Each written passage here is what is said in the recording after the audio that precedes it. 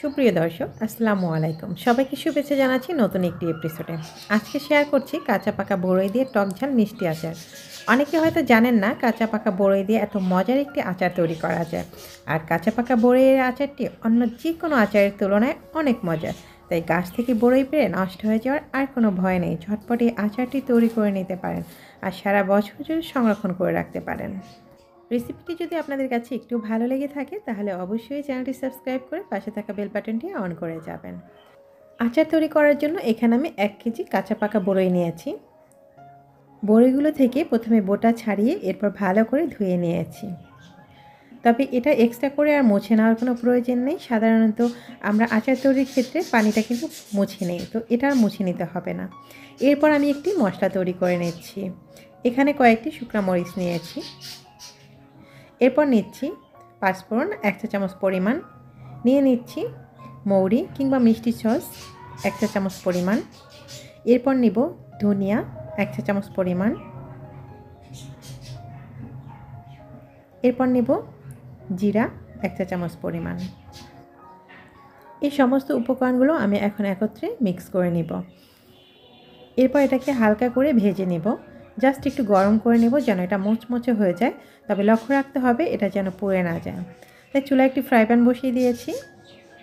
এরপর আমি সমস্ত মশলাগুলোকে ভেজে নিচ্ছি আর মরিচ থেকে আমি বোটাটা ছাড়িয়ে নিচ্ছি। আমি এখানে যে মরিচটা ব্যবহার করছি এটা কিন্তু প্রচণ্ড ঝাল, তাই আমি পরিমাণে একটু কমিয়ে নিয়েছি। এই তো আমার এটা ভাজা হয়ে গেছে। এরপর নামিয়ে নেব। এটা কিন্তু খুব বেশি একটা ভাজা যাবে না, তাহলে পুড়ে যাবে এবং মশলার যে আসল ফ্লেভার সেটা চলে যাবে। এরপর এটাকে আমি ব্লেন্ডারে অথবা শিলপাটায় বেটে গুঁড়ো করে নেব। তো সেটা আর আপনাদেরকে দেখিয়ে দিচ্ছি না। এরপর আমি ওই একই ফ্রাই প্যানে আচারটা তৈরি করে নেব। দিয়ে দিচ্ছি সরিষার তেল। এখানে আমি প্রায় 200 গ্রামের মতো সরিষার তেল ব্যবহার করেছি। দিয়ে দিচ্ছি 3টা শুকনো মরিচ। জাস্ট হালকা করে একটু ভেজে নিচ্ছি। তেলটা হালকা গরম হয়ে গেলে দিয়ে দিচ্ছি 1 চা চামচ পরিমাণ আস্ত পাঁচফোড়ন আর দিয়ে দিচ্ছি 1 চা চামচ পরিমাণ আস্ত মৌরি। এরপর হালকা একটু ভেজে নিচ্ছি যেন পুড়ে না যায়, সেটা কিন্তু অবশ্যই লক্ষ্য রাখতে হবে। আর চুলার আঁচটা কিন্তু একটু কমিয়ে রাখতে হবে। আর দিয়ে দিচ্ছি রসুন বাটা। এখানে আমি রসুন পেস্ট ব্যবহার করেছি 3 চা চামচ পরিমাণ। রসুন বাটাটা দিয়ে আবার একটু তেলের মধ্যে ভেজে নিচ্ছি। এরপর দিয়ে দিচ্ছি সরিষা বাটা 2 চা চামচ পরিমাণ।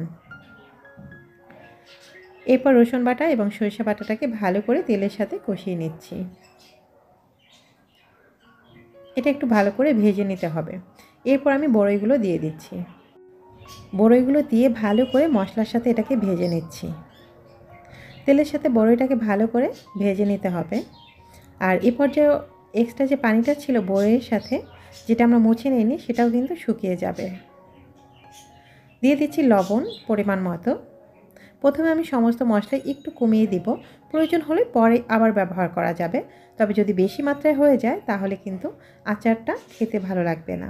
দিয়েছি লাল মরিচের গুঁড়ো 1/2 চা চামচ পরিমাণ। এরপর দিয়ে দিচ্ছি গুড়। এখানে আমি খেজুরের গুড় ব্যবহার করেছি প্রায় 1.5 কাপ পরিমাণ।